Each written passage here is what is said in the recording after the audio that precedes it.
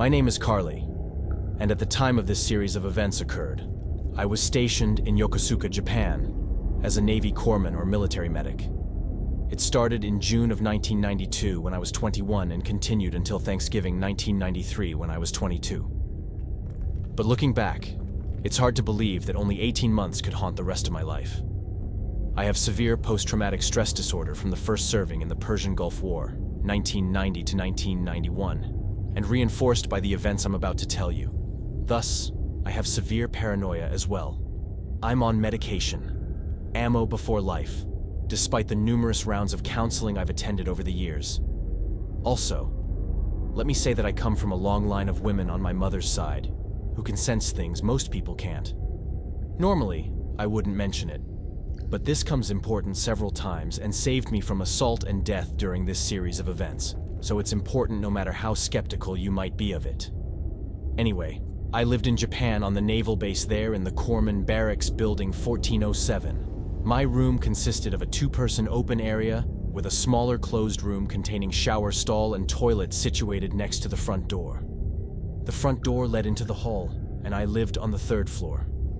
My window looked out onto the hospital parking lot and the back staff entrance of the hospital. Facing the hospital, the inside stairwell led down to the guard desk before going out to the parking lot. The opposite end of the hall had an outside stairwell, which led onto a road and sea while overlooking the water. I had arrived in Japan in November 1991, and by the time June of 1992 came around, I had made many male friends amongst both of the hospital court, then living in the barracks and the enlisted servicemen off some of the ships in the dock. Most notably, I had become good gaming friends with a group of guys from the USS Blue Ridge, the command ship of the 7th Fleet. Among these men was a tall, reasonably nice-looking man named James Vernon Dickey. He was a loner that others had seemed to avoid, though I couldn't figure out why. I figured he was just a loner and a bit strange, but harmless, so I would invite him to join in our games at the enlisted club, Aura Club. No one protested the invitations, and John seemed to enjoy playing with us. Now, I was also extremely lonely, despite my many friends. I was incredibly homesick. As a bit of pertinent information, let me just say that my two sisters were both pregnant while I was in Japan, but for reasons I shouldn't divulge, had asked me to take their babies if something should happen. I agreed and looked forward to being a part of the children's lives, though I hoped desperately it wouldn't be necessary to take on these kids because that would mean something terrible had happened to either sister. This is very significant because I was dreaming of a family of my own, with kids and such, but had no significant other. Then John proposed to me in June 1992. I jumped at the offer. I know, not the best reason to marry someone, but I could think of worse, so I agreed to marry him. I told my other friends, and they seemed hesitant and worried. A few congratulated us, well, except a Blue Ridge enlisted man we called Bull. He was John's best friend and was genuinely glad for John and me. In fact, Bull was the only one who didn't see John as strange. I figured everyone else was nervous because we'd only known each other for 6 months, so I shrugged it off. When John asked me when we should get married, I told him August. This made him happy until I clarified the time. In August of 1994, over a year and a half away, I wanted to be married at my mother's house like my older sister had. John frowned, seemed disappointed, and almost angry, but gave in to my wishes. Then John's behavior began to get really weird. Though at the time I figured he had a strange sense of humor and didn't express himself very well. First off, we went to look for an engagement ring, and when we saw one I loved immediately, John claimed to have no money on him, so I bought the ring. We went next to the grocery store and picked up $300 worth of snacks and drinks for my friends. I always provided this to encourage the guys to hang out at my place instead of going out drinking. When we got to the counter, I realized I had used all my cash already for the ring, without stopping or pausing. John called out, "Carly, give me your ATM card. I'll go get the money from your account." I handed it over, and he turned to the man at the register. "I'm leaving her as collateral." He then walked out the door, never even asking for my password. The cashier looked at me with a very odd expression, and I tried to laugh it off. "Well, I guess I'm worth about $300. He nodded and gave me an uncomfortable chuckle, but didn't argue. This store wasn't busy, so there was no problem with me just standing there waiting. John came back in half an hour, paid the money, which, upon later checking, he had removed successfully from my account, and nothing extra was gone. I didn't think much about the fact that he had known my password without asking. Soon, he brought over a new VCR and claimed it was his engagement gift to me. I didn't even have one before that, so it was nice, but a bit old. I didn't question the practicality, but I did get a bit peeved that he immediately sat down to watch a movie without consulting what I wanted to see. It turned out he picked a film I didn't like, and I let it go, not wanting to fight over something so stupid. His next gift was a yellow rose in a water globe paperweight. It was beautiful. Yellow roses are my favorite flower, and this should have been the absolute perfect courting gift. When he gave it to me, I had to force a smile because I didn't get the sense he gave it to me, because I liked yellow roses. I felt like he gave it to me as a way to buy my interest. Again, I felt mean and silly, so I pushed the thoughts away and displayed my new prize in a prominent place on my desk. Knowing I wanted to be a writer after the military, John told me his grandfather, whom he was named for, had written a popular book. I had never heard of a James Dickey before, so I just smiled and told him I thought it was really cool. I asked which book, and John did a double take. He paused, cleared his throat, and mumbled, "I can't remember." I figured it might have sold poorly after all and didn't pester him. Now I wish I had researched this book a bit more because it might have made a difference. But then I was young and fairly obstinate, so I would have probably ignored that warning sign as well. Within days, John brought over a Super Nintendo and stored it at my place. This didn't bother me, as all my friends from the ship would leave valuables in my room. Joel left some expensive trinkets he required in the Philippines. Seal left jade, and Bull even brought over his computer for safekeeping. The big problem I had with the Nintendo wasn't keeping it for John. It was John's use of it. If anyone came into the room at all while John was there, he immediately stopped talking to me and went to turn on either Final Fantasy II or SimEarth. Everyone tried to include him in games and conversations, but he seemed to lose all interest in the games we used to play. At the club, he wouldn't talk, not even greet people. As soon as we were no longer alone, John withdrew. I figured he was shy, but I couldn't figure out why he'd become so badly shy when these were all our common friends. Bull, a real sweetheart with a serious alcohol problem. Elf, a Blackford shaman. Seal, a pacifist who couldn't pass the SEAL exams, are all people he'd known from before the engagement. Even my Corfman friends had trouble talking to him, though they tried their best. Mike, who worked the emergency room on the third shift and lived on the first floor of the building overlooking the water, was the kind of guy who could get anyone to laugh or relax. But even Mike's legendary charms had no effect on John. I went through 2 roommates, but John was as antisocial when it came to females as he was with males. Within days, John brought over a Super Nintendo and stored it at my place. This didn't bother me, as all my friends from the ship would leave valuables in my room. Joel left some expensive trinkets he required in the Philippines. Seal left jade, and Bull even brought over his computer for safekeeping. The big problem I had with the Nintendo wasn't keeping it for John. It was John's use of it. If anyone came into the room at all while John was there, he immediately stopped talking to me and went to turn on either Final Fantasy II or SimEarth. Everyone tried to include him in games and conversations, but he seemed to lose all interest in the games we used to play. At the club, he wouldn't talk, not even greet people. As soon as we were no longer alone, John withdrew. I figured he was shy, but I couldn't figure out why he'd become so badly shy when these were all our common friends. Bull, a real sweetheart with a serious alcohol problem. Elf, a Blackford shaman. Seal, a pacifist who couldn't pass the SEAL exams, are all people he'd known from before the engagement. Even my Corfman friends had trouble talking to him, though they tried their best. Mike, who worked the emergency room on the third shift and lived on the first floor of the building overlooking the water, was the kind of guy who could get anyone to laugh or relax. But even Mike's legendary charms had no effect on John. I went through 2 roommates, but John was as antisocial when it came to females as he was with males. Sometime in July of 1992, John and I went out walking, holding hands. We saw a couple, apparently friends of John's, as he seemed eager to introduce us. John led me directly over to them and introduced me. He then said, "See, I can get anything I want. I even got her to agree to marry me." He seemed very pleased, but the other couple just looked nervous. They laughed it off, and the conversation somehow got onto the subject of God. Again, John acted oddly, this time saying, "Oh, I'm no god, but I can take him in a fight." I could see how freaked out the other couple was, so I made some comment about John's sense of humor. John glanced at me quickly, then gave me an odd laugh and agreed he had been joking.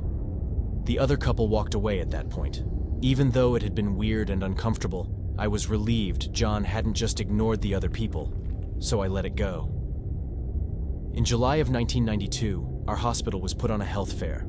I worked in the gynecology department and volunteered to run the display for our clinic. I was told to do a display concerning domestic abuse, focusing on the signs of domestic violence and how to spot it. Thus, when the day came, I set up the flyers and research and such, and sat down.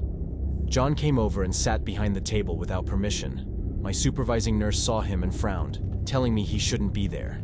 I covered for him by saying, "Oh, he's here to help so the men feel better about stopping to look over the information." She accepted that, and handed him a clinic t-shirt to put on, so he'd look like he'd fit in. As the nurse walked away, John asked if I had to sit there all day.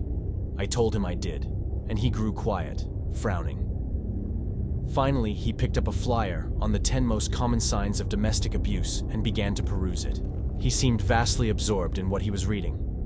As I hadn't prepared the flyer, I had no idea what it said, so I grabbed one as well to read. My relationship with John fit 9 of those 10 signs. I worried that I might be facing something abusive, but then told myself that since he had never laid a hand on me, as the 10th sign was physical abuse, my relationship must be the exception that proves the rule. I put my worry to the back of my mind, but promised myself that if John ever tried to hit me, everything was over. I looked up to find John watching me intently. I gave him a smile and put down the pamphlet. He tossed his on the table and walked away. I didn't see him for the rest of the day, but felt relieved. Many little things, such as what I've already described, happened, but mainly he ignored everyone, including me, if we were not alone. Over the months, both of my sisters managed to resolve their situations, and I no longer needed to be their backup for child rearing. Rather than lift the responsibility from my shoulders, I became suicidal, thinking I was not needed. I felt like I would just be in the way, and I began walking in front of cars in the middle of the night in an attempt to die. Thus began my first round of counseling sessions. However, nothing in counseling prepared me for what would happen in the summer to fall of 1993. I think it was in July of '93 when John came to my room to tell me that the Blue Ridge was shipping out to Vladivostok, Russia for a few weeks. He said this was the first time an American ship would be allowed there since the Cold War had begun in the 1950s. I can't be certain anymore, as last week I tried to look up those exact dates on a Blue Ridge duty assignment listing. The Blue Ridge was listed as having gone there in 1996, not 1992 or 1993. At the time, I had no reason to doubt John and was very excited for him. He said he wanted to spend the night with me immediately. I got the uncomfortable feeling that John wanted to sexually assault me, not have sex, but sexually assault me. I pushed the suspicious thoughts away, putting it down to my paranoia from PTSD, the war, and my still feelings of uneasiness. I agreed to let him spend the night in my room, since I currently didn't have a roommate, and told him to use my bed, which was in the far left corner, tucked between my desk and a pair of tall entertainment centers. I would sleep in the empty bunk, which was open to the entire room, then close to the light situated on the unused desk. My bed was a typical bunk, and the other bed was raised a foot or so extra off the floor. He had tried to talk me into sleeping with him, but I said he had to rest for their duty tomorrow. I told him I didn't feel well and didn't want to get him sick. Finally, he grumbled an agreement and dropped into my bed behind the convenient barrier. I literally had to climb into the spare bunk, but did so, turned out the light, and settled back. As soon as the room was dark and I was comfortable, I began to drift off to sleep. Though I could feel waves of anger and hate coming from the rear end of my bed. This troubled me as I'm usually pretty good at detecting someone's mood. I thought maybe John was pissed at me, but I gradually became aware that the negative feelings were not coming from John. They were between us and aimed in John's direction. I felt like someone was standing by my head in a protective manner, thinking bad things about John to keep him at bay. That had never happened to me in my barracks room before, though it had happened other times. But that's not pertinent to this series of events, and it never had happened in Japan. I let my eyes drift shut, trying to ignore the hostile entity I knew was protecting me. Suddenly, the foot of the bed pressed down with someone's body weight. Whoever it was began to crawl up the bed over me. I was annoyed with John, and a bit afraid of what he intended, and I called out, "John!"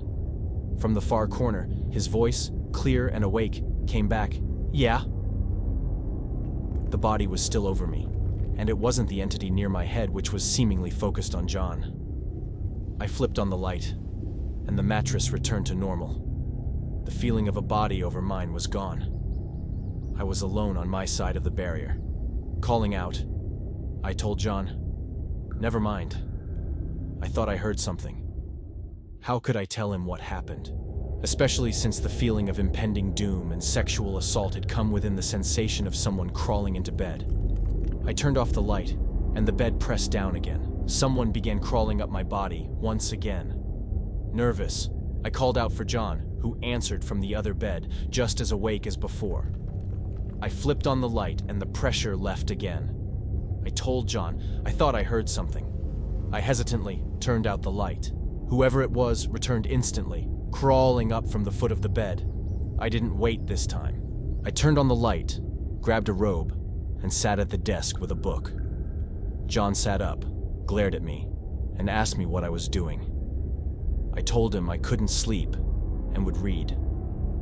He grumbled and turned over, falling asleep quickly. I stayed up all night, not daring to turn the light out or to go to bed. I knew that whomever had crawled into bed was trying to keep me up, and I knew that the second I drifted off, John would get to me. It wasn't a minor feeling, it was a dead certain dread. I couldn't wait to get John out of the room. In fact, that was the last time he was permitted to sleep over. Somehow, I didn't trust him. Shortly after the Blue Ridge returned from wherever they had gone, John and Bull came over. They discussed what movies they should watch. I wasn't feeling well, and I really just wanted to read quietly to myself, but I didn't feel right kicking out these guys who had been at sea for 2 weeks. Bull mentioned wanting to watch a horror movie, not my favorite genre, and John said he wanted it to be super scary. I put my foot down at that and said I didn't feel up to horror. I thought I would get nightmares. John suddenly frowned and turned to Bull and said, "Yeah, nothing horror. I might start acting weird." His pause was almost more disturbing than his words. I was instantly angry that once again he was using me as a way to manipulate people or claim his evilness, just like with that couple and several other times in our relationship. I squashed down my temper and merely told them, "Watch whatever. I'm reading a book." They left shortly after. A few days later, Bull and John showed up with one of our other friends, Elf. He's a Blackfoot shaman. Bull was drunk and unfortunately depressed. He opened my window and started trying to climb out to attempt suicide. John thankfully was quick enough to catch the guy and wrestle him to the ground. Elf locked the window and, frowning, said he could get Bull to sleep it off. So they put him in my corner bed, and soon enough, Bull was sleeping. I don't recall how Elf did it because the next bit trumps it in my memory. Elf mentioned being able to heal people through psychic surgery. He mentioned that Bull needed some psychic help, but he had to wait until Bull was sober and could voluntarily participate.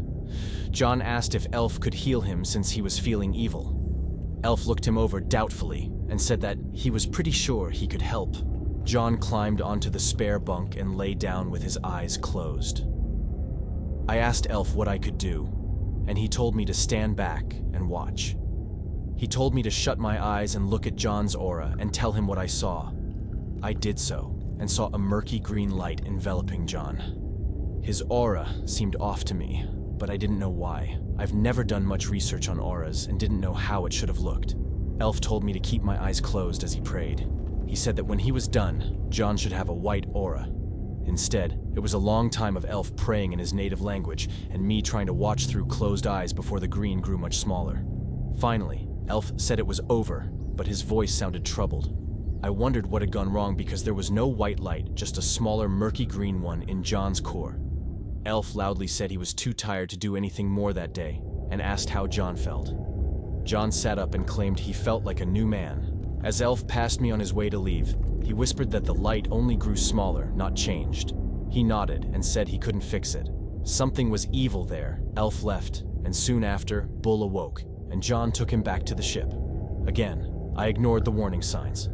I was engaged to the man, lonely and feeling useless and desperate, so I brushed aside the warnings from a full Blackfoot shaman that my fiancée was evil. I figured something merely went wrong, and I wouldn't worry about it. I don't recall Elf ever coming over after that. It was about this time that Bull started calling me practically every weekend. He would be drunk at the A Club and needed someone to bring him home. I often ran out there to help my friend, often, and John would come with me to fetch Bull. We'd bring him back to my room to sober up or sleep it off. Mike, my friend at the ER, told me I had to start calling an ambulance for Bull. He insisted that my going to get him only encouraged him to get drunk. Mike insisted Bull needed professional intervention to get better, not coddling. Bull called again in August 1993 to ask for my help. John and I went to get him, much to Mike's disgust. We brought Bull back, and Bull locked himself in the bathroom. He then lay up against the door and started trying to cut his arms open with my safety razor. Finally, Mike and John got the door and pulled Bull out. We took him to the ER, and that was the last time I went to get him. I always called an ambulance for him after that, but this was significant to things to come. Bull didn't hurt himself too badly with the Razor, but it had been quite evident that one of my friends trying to commit suicide would drive me to do whatever I could for him. John apparently never forgot that. September 1993 came, and I was assigned a new roommate. She was a 19-year-old girl named Yvette. She came from East Los Angeles. When we first met, she bragged how she never locked her doors in her life because nothing ever scared her. That afternoon, John showed up for a few hours. When he left, Yvette immediately locked the door behind him. I laughed and teased her about never locking doors. She turned to me, her face pale and serious, and said, "I know you're engaged, but that man creeps me out." Startled, I began to mentally review my relationship and all the odd events. Painfully, I came to the decision that this tough girl I'd known for half a day was entirely correct. John was creepier than hell. It took a total stranger to point out to me what my own eyes could not. Later that week, I told John that we should postpone the engagement to get to know each other a bit more. And that's when things got extremely scary. The order of the events is a blur to me. Yvette worked third shift with Mike at the ER, while I worked first shift at a clinic. Thus, when Yvette got home in the morning, I would be leaving. One of us would lock the door, and I wouldn't come back until mid-afternoon. We'd spend some time with friends or whatever. Then Yvette would get ready and leave for work. One of us would lock the door, and I'd go to bed at that time. One day, I got a call at the clinic just after noon. Yvette was hysterical and insisting I come home. I may have been military, but I managed to get permission to run back to my room, which was just outside the back of the hospital. As you might recall, when I got into the room, Yvette was crying and sitting on her bed. She explained that she had woken up around noon to find John in the room. He was messing with stuff under my bed, but she couldn't tell exactly what he was doing.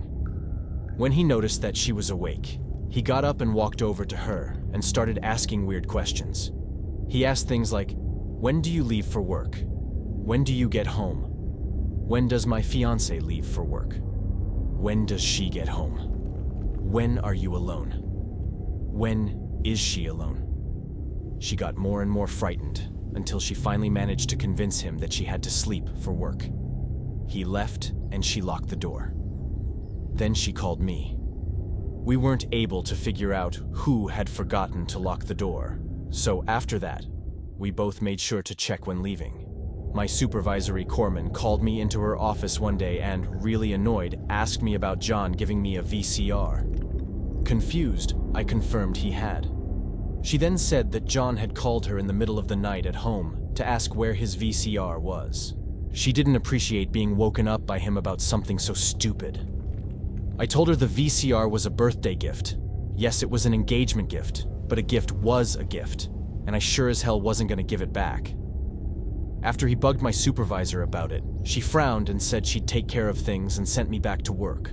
I still don't know how he got her phone number. I didn't even have her number, and I worked for her until I changed clinics. He called every couple of days, asking for his VCR, or asking if I knew where it was, but she always insisted to tell me that she was handling it. Then I was switched to the general practice clinic, including sick call, and I didn't hear any more about the VCR for some time. Now, John was terrorizing everyone I called a friend except Bull. While I was walking to lunch with Roy White, as we shared a lunch shift, John passed us in the hallway and elbowed Whitey in the face. He would regularly start beating on Seal, who would never fight back or even report it. John began trying to corner Mike at his front door practically every day, so Mike wound up using his window as a way to enter and leave his thankfully first-floor room. Finally, I got sick of this and told John that the engagement was off. I told him that we could still be friends if he left everyone alone, but I wasn't going to marry someone who behaved this way. He asked me why we couldn't talk about things, but I insisted that it wasn't going to help. He stepped up the terrorizing, but this time he would call my boss, or corner Mike, saying he wanted to talk to me. After only a few more days of this intense terror for my friends, I met him at the clinic while I was working. My boss agreed to give me a few minutes to talk to him. I explained to John that I could see him for lunch the next day in the hospital gallery to talk, but it couldn't be before then. I was going to get a shower right after work, then go to dinner, then go meet my former nursing supervisor and our exercise group for our mandatory bi-weekly run. Afterward, I'd be getting another shower and going directly to bed. Feeling I had explained my schedule precisely to him, I asked if he was okay with meeting me for lunch the next day. He agreed and left, frowning but quietly. When I got home from work, John was at my door. He asked me why I wouldn't talk to him. I sighed and again told him my precise schedule and that I couldn't meet him until the next day for lunch. I said he had an hour to talk to me then. He agreed and walked down the hall towards the inner steps which led to the guard deck and hospital entrance. Yvette had gone out with friends, so I was alone at last. Relieved, I went to my room and began gathering my clothes for the shower. Not 5 minutes later, a knock came on the door. I answered it, and there stood John. He asked why I couldn't talk to him. Surprised and a bit annoyed, I explained my schedule once more, thinking that he was being especially stupid about the entire thing. I told him I really couldn't talk, even at dinner, because my schedule that night only allowed for a 15-minute dinner break, or I'd be late, and the exercise group was mandatory. I shut the door, and he walked away. As I began to strip for my shower and walked into the stall, I turned on the water, testing it, and a knock came at the door. Stunned, I knew it was John by then. I wasn't annoyed, I was scared. Why couldn't he understand and let me go? I stayed in the shower but turned off the water so I could hear. I didn't trust that he wouldn't be able to get in somehow. I still never fully reconciled who would have left that door unlocked when he terrorized Yvette for half an hour. I stood shivering and nude in the shower, listening to John knock for a while, and then stop and start again, and stop over and over. I don't know why I didn't get dressed or call security. Even seeing someone out of the corner of my eye and the store with me didn't spook me, as I figured it was the same angry guy from the last night John slept over. I had never seen someone in the shower with me before, but that night there was someone there. Though this time I was too scared to try and sense whatever the entity was feeling. I just stood there, hugging myself, shivering, wet, and scared to death. Finally, the knocking on the door was accompanied by a voice shouting, "Let me in!" "It's Mike!" Suddenly relief washed over me. The entity disappeared. I grabbed my clothes and put them on, not bothering to dry off. I unlocked the door, expecting to see John with Mike in the hall. But Mike was alone. I pulled him in and locked the door, tears streaming down my face. He asked the question I had been hearing for the last week or more. "Why won't you talk to John?" I knew Mike was one of the people who despised John the most. He'd even told me after the breakup that he'd never liked John, and had only been tolerant for my sake. That actually seemed to be a popular opinion amongst my corpsman friends. So I described to Mike the events of the day quietly. He offered to distract John while I ran out the back stairs to meet my exercise group, which I was late for. I took him up on the offer, and watched him walk to the inside stairwell and talk to someone out there on the landing. That's when I knew John had been watching for me to leave the room and waiting. I was terrified. I ran out the door, forgetting to lock it, I'm sure, and headed down the outside steps. I ran full tilt to the row of shops where my group met, but no one was there. I had been so looking forward to being in a group with safety. Turning, I started up Officers Hill where married officers' BOQ or housing was, but realized that John knew my running route. Being the fastest runner on the Blue Ridge, he would have no problem catching up to me. I was terrified that he would find me, though I had no idea what he might do, but I didn't want to be alone with him to find out. Turning back down the hill, I ran along the water road towards the hospital, taking the risk that John had either gone to find me en route or was still on the inside landing and therefore couldn't see me run past the barracks. I ran past the hospital and down the front drive, heading in the reverse direction of the running route, hoping to meet up with my group. I was never so glad to see my lieutenant supervisor as I was in that moment. I ran over to her, ignoring the group, and told her what had happened. She dismissed everyone else and had me tell her again, slowly. Finally, she said the one thing I didn't want to hear. "You're overreacting. Go home and rest. It'll be fine. There's no reason to be afraid. You're taking it out of context." It was like she had slapped me in the face. Shocked, I turned and went home, making sure to use the outside steps to get to my floor just in case. I locked myself in and cried. The next day, I reported sick instead of working and was permitted to go back to my room to rest. The new supervisors understood what had happened without my even telling them. I never got over what the lieutenant had said. Later, I found out she had gone immediately to security and reported John's stalking behavior, as well as telling my new supervisors she was terrified for me. In fact, she had only said what she did to try and calm me down because she had never encountered a stalker before. But she didn't calm me down that day. Instead, she broke my trust. That day, John did not show up to our lunch appointment, though I did leave my room to show for it. He came by later, but I told him we couldn't be friends since he couldn't trust me. I told him I'd missed dinner and my mandatory exercise because of him and was in trouble at work. He said nothing and left. Then I felt immense relief. It was finally over. Little did I know, it was only the calm before the storm. Thursday of that week, late September, I was sitting watch desk for the barracks. This watch runs until 11:30 at night, but I would often stay down there, still in uniform, until 1 hour in the morning, talking with friends or playing pool in the next-door lounge area. That night was no different, as I felt safer in the crowd. Scott and Ron, 2 other Corpsman friends, were there as well. With Bull on restriction for a drunken rampage in Guam, I hadn't seen him for a few days. Mike and Yvette were on yet another midnight shift. Another more casual corpsman acquaintance was there. His name was Steve, and he was fairly new to the duty station. We were talking and laughing and having general fun in a restricted kind of way since I was on duty. Basically, I got to sit at a desk and do a roving patrol every hour. John suddenly showed up, and the mood shifted to somber. It felt as if the guys were gathering around me protectively without even leaving their seats. I think Ron was even sitting on the desk filing his nails. John said he needed to talk to me in private, so I took him to the next room, which was the general lounge and phone room. I left the door open so the others were really close. He wanted to shut the door, but I told him he had to leave it open since I was on watch and technically shouldn't even leave the desk. He said he was sorry for what had happened between us and that he was depressed. He felt like he was in danger and needed company back to the ship. I said okay, and went back to the other room and asked if someone would be willing to walk John back to the ship. Nobody spoke up, and John frowned and said he wanted me to walk him to the ship. I told him I couldn't do that because I was on watch, and he said he felt like he might walk in front of cars or something. I was instantly terrified. I felt like he was trying to get me alone, to sexually assault me or perhaps kill me. For the first time in my life, the thought that he might actually kill me came up.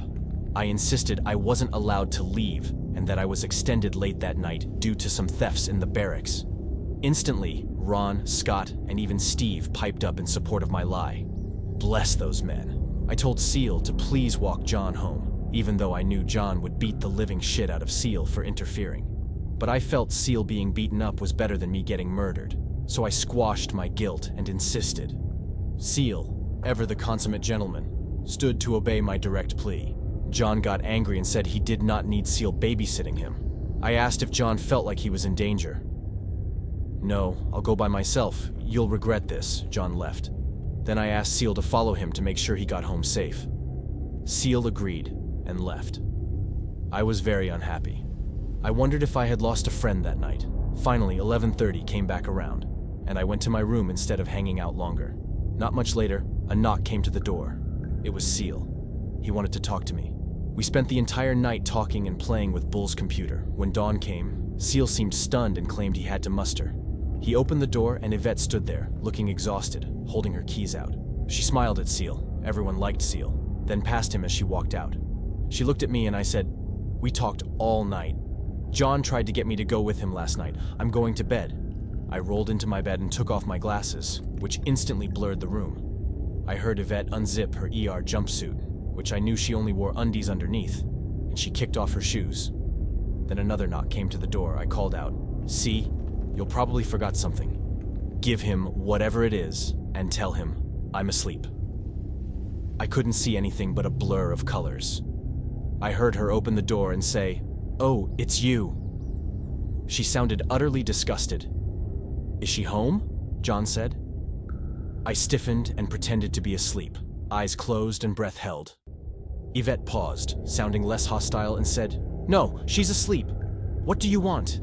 "Never mind." Immediately, Yvette screamed, "John!" and took off running out of the door in socks and an unzipped jumpsuit in the nude. I crammed my glasses on and opened the window, not knowing what had happened. I saw Seal in the parking lot and screamed, "Seal, catch John!" Yeah, it would be useless for him to try. As I said, John was the fastest runner on the Blue Ridge at the time, but I didn't think about that. I turned away from the open window as Seal bolted off. Yvette limped back in and said that Mike was also chasing John. She zipped her jumpsuit up and shoved her feet into her sneakers. She then glared in my direction, but I don't think she was glaring at me specifically. She said, "He slit his wrists." Yvette ran back out the door. I picked up the room phone and called an ambulance. I tried to explain that John had slit his wrists and was stationed on the Blue Ridge, but he ran off, and I wasn't exactly sure where he was. They took the information down and, after a while, told me they couldn't do anything without his location. They said to try security, but to call back if John showed up. Yvette came back and I tried security again, just as Mike and the next-door neighbor, a new guy named John, came in. Security already knew about John from the ambulance crew and told me they had dogs searching for him. He was considered armed and dangerous. I was stunned and said that John wasn't known to carry a knife until that day. They told me they'd stay in touch. Seal came back in late from muster, panting hard. He said that he had lost John, but that John had turned off towards the Blue Ridge. I passed the info to security and hung up. That's when I noticed Mike was swearing. John asked what had happened. Yvette said, "Mike was in bed trying to sleep when John showed up. He's her ex-boyfriend. I opened the door, and he slit his wrists and then asked for Carly. I didn't see any blood, so I told him she was asleep. Then he said, 'Never mind,' turned, and as he turned, I saw blood. He bolted, and I tried to stop him, but I was only in socks." Mike swore again and said, "Slit his wrists, my ass. I'll show him how to slit his wrists. I'll show him how to slit his throat." Mike's feet were bare, and I could only imagine the pain of running outside after a man he despised. Seal sighed and apologized, but said he was already late to muster and had to leave. We let him go not long after a knock came to the door. Mikey opened it. It was John, looking very calm.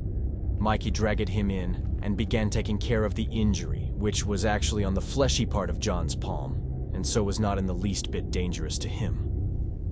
This seemed to piss Mike off even more, and he kept swearing, but very softly. He was the ultimate professional in treating John's wound. He asked where the knife was, and John claimed to have lost it. John then mentioned that he'd washed his wrist off in a bucket of green liquid somewhere. Mike gave him a startled look, which turned into a glare, and he stated, "Not antifreeze." John guessed he was right. John said he had to go next door for something and left.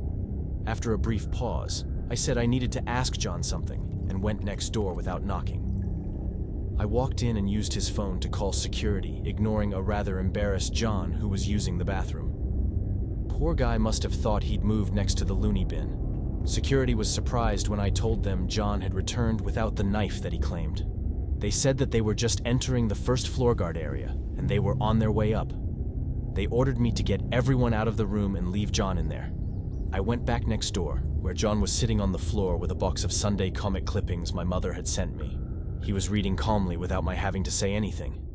Mike and Yvette left, taking John with them and heading for the lounge. I sat down, not wanting John to leave before security could get there. After a long moment, John nonchalantly said, "This is your fault. I told you something would happen. You should have gone with me last night. It's your fault I'm hurt." I didn't know what to say, and still don't know if I responded at all. I knew he was playing on my sympathy for depressed friends, on my own suicidal ideations. Hell, he'd even used my own suicide attempts against me by claiming he felt like walking out in front of cars the night before. Fortunately, security showed up and kicked me out of the room. They made me go to the lounge while they arrested John. They took him to the hospital and had him admitted to the psych ward for observation. If all went well and the doctors felt him safe, John would be released at noon the next day. I was utterly convinced that would never happen. One of the security guards, military police actually, told me I needed to get a restraining order against John. He was adamant I'd do this. Then I was left alone and decided maybe I should take his advice. I'd go on Monday when the office opened. Unfortunately, the next day, a Saturday, the phone ringing woke me up. Yvette had just gotten home, so it was perhaps 7:30 or so. I answered, and it was Steve on the morning barracks watch. He asked if John had anything in my room, confused. I told him that John had Nintendo games and movies there. Steve went on to explain that John was asking for his stuff. He said he'd distract him while I got it together. I checked the clock. There was no way it was noon. He couldn't have been released already. Panicking, I started collecting his things. Yvette helped me, and we brought these things down the inside stairs. Steve stopped us on the landing of the second floor. He wouldn't let us go any further and took the stuff. Just as he took the stuff down to John, security showed up and arrested him again. Since I didn't have a restraining order, the charge was escaping the psych ward.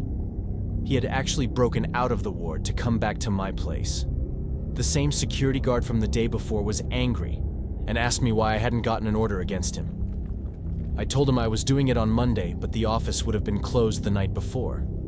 The guard informed me that the office was open at all times for something like this, and he insisted I go down and get the order right then and there. I went to the office and got the order. Most restraining orders are for 100 feet or 300 yards. He mentioned that he had given me the 300 yards or 900 feet, and that John wouldn't be allowed on the same street, even across the road from me. I figured that was normal and thanked him, relieved that I had this order. By the time I got home, Steve told me that John was being confined to the psych ward on the Blue Ridge for at least a week. He asked if I was sure I got everything of John's, and I told him I was positive. The next day, Sunday, I brought a badly beaten SEAL with me to the security office to get a restraining order, but at the last minute, he balked. They wouldn't give it to him unless he signed, and he refused because John was a higher rank. SEAL was odd like that. He wouldn't disobey anyone of a higher rank, even if the order was abusive. 2 days later, I finally got to see Bull, who was troubled by everything he'd heard from John. He said John had told him we'd broken up. Bull had repeatedly encouraged him to get me to talk to him and not give up. I was horrified. Poor Bull had been behind John, continually harassing everyone, but he didn't even know it.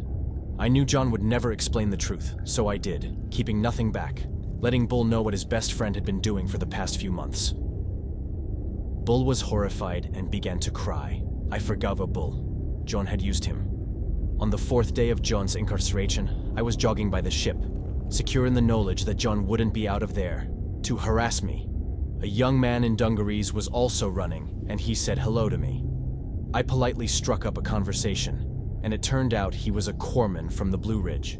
I hesitantly asked if he knew a man by the name of John Dickey, fishing for information on how the situation was going, trying to gauge my safety. The corpsman snorted and said he knew John, and he'd been watching him in the psych ward for the last 3 days. He went on to say, "That bitch who got him locked up lied. He's not crazy. He's perfectly calm, insane, and a really nice guy." I broke into instant tears and practically yelled, "I'm not a liar!" I then went on to tell this guy exactly what John had put me through. The corpsman seemed stunned and soberly said, "I already signed off his release early last night." I hightailed it back to my room and locked myself in, terrified the entire thing would start again. I no longer felt like the order would protect me. John was being transitioned out of the Navy at this point for what he did to me. He was supposed to get on a plane and leave for the States to process out, but delayed this for more than a month.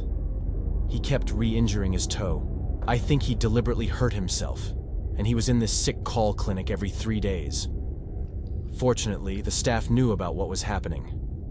Every time his name showed up on a sick call, the ship always had to send a list before I could send the people I was assigned to help out at a different clinic, all in supply of something. I felt like I would never get away from this horror. Finally, November 17th, 1993, a Friday came around. Now I was shipping out to the States to process out. I figured I would never have to deal with John again while packing. I found John's military ID and social security cards under my bed, but I merely tucked them in my purse, figuring he'd replace them by then. I was not going to be hunted down to return them, and I never thought to simply hand them in to security. I left to go to the bus terminal, waiting for the bus to take me to the airport. I sat reading a book. Suddenly, someone dropped something in my lap.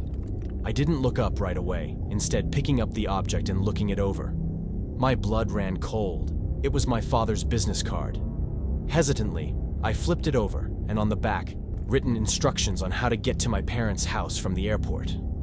I looked up, but saw no one near me and no sign of John. I knew it had been John. This was the card I gave him when I told him I wanted to get married at home. It hit me. John had walked right over to me, and no one had stopped him. Despite still being in Japan, no one in that terminal had known about the restraining order. He could have done anything. The bus was called, and I practically ran to climb aboard. I shook so hard I had trouble with my bags. Sitting in the back seat, shaking, I looked out the window just as the bus began to move. There, leaning on a tree next to my window, arms crossed and grinning, was John. I began crying. I kept watching until he was out of sight, not wanting to take my eyes off him just in case. Arriving in Treasure Island, California, an island close to Alcatraz, I felt such freedom. I wasn't put on duty until Tuesday, since I had arrived on a weekend, and Monday was taken with processing medical and payroll paperwork. I had also been told that I wouldn't be able to go home until next week, as Thursday was Thanksgiving, and no one was processed out before a holiday. So Tuesday, I called my mom to let her know I wouldn't be making it for Thanksgiving. The phone stood at the front door to the security building, so anyone walking up would need to pass the phone to report to the master-at-arms at the desk. As I talked to my mom, I got an odd feeling, one I still cannot describe. I turned around, and there he was. He walked up to me and passed by me within arm's reach, the biggest shit-eating grin on his face. He turned and walked back downstairs and disappeared into the crowd of workers doing groundskeeping and stuff. I screamed and began to cry and shake and babble incoherently. Mom on the other side of the line asked what happened, and I told her something like, "John's here. I gotta go." I dropped the phone and ran to the security desk. I pulled out the ID cards and slapped them on the desk. "I know you aren't supposed to tell me who checks in, but I gotta know. Did James Vernon Dickey just check in today? You see, I had a restraining order on him in Japan, and now we're in California, and I don't think it works anymore." The MMA, a tall, well-built man, went pale. He took the cards and checked the roster and slowly said, "Yes, he did. Let me talk to my supervisor." Then the man took off running, leaving the security desk and the building unguarded. It felt like hours, though it could only have been seconds.